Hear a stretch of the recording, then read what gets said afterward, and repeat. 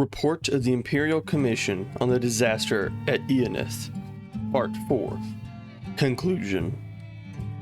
The Commission believes that the invasion of Akavir was doomed from the start for several reasons, none of which could have been foreseen beforehand, unfortunately. Despite extensive intelligence gathering, the expeditionary force was clearly unprepared for the situation in Akavir. The unexpected weather which plagued the army and navy was practically disastrous. Without the loss of a majority of the Far East fleet during the campaign, the expeditionary force could have been withdrawn in 289. The weather also forced the Emperor to assign most of his battle mage corps to the fleet, leaving him without their valuable assistance during the fighting which soon followed. And of course, the unexpected drought which struck Ionith during 289 dashed the hopes of supplying the army locally and left the expeditionary force in an untenable situation when besieged in Ionith. The Sayesi are much stronger than intelligence reports had suggested. Information on the size of the army the Sayesi were eventually able to field against the expeditionary force is vague, as the only serious fighting took place after regular communications were cut off between the Emperor and the Council.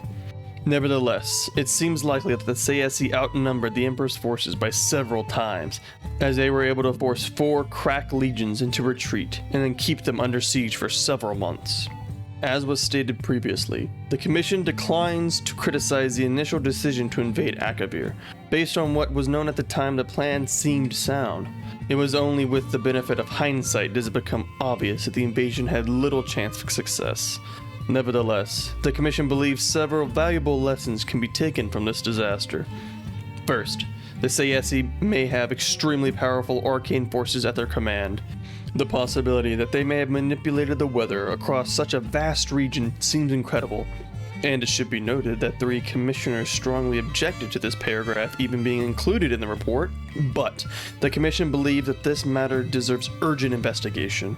The potential disaster is such that even the slight possibility must be taken seriously.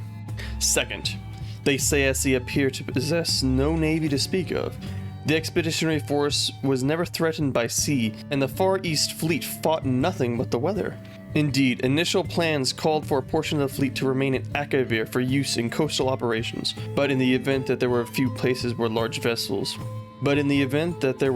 few places where large vessels of the fleet could approach the land, due to the innumerable reefs, sandbars, islands, etc., that infested the coastal waters north and south of Septimia.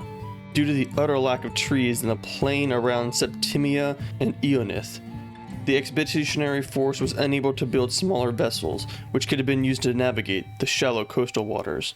Any future military expeditions against Akavir would do well to consider some way of bringing a means for inshore naval operations in order to exploit this clear advantage over the Sayesi, an advantage that was sadly unexploited by the expeditionary force. Third, much longer-term study needs to be made of Akavir before another invasion can even be contemplated. The information gathered over the 4 years prior to the invasion was extensive, but clearly inadequate. The weather conditions were completely unexpected, the Sayesi much stronger than anticipated, and the attempted negotiations by the Emperor with the Sayesi a disaster. Akavir proved alien beyond expectation, and the Commission believed any further attempt to invade Akavir should not be contemplated without much greater knowledge of the conditions, politics, and peoples of that continent than presently obtains.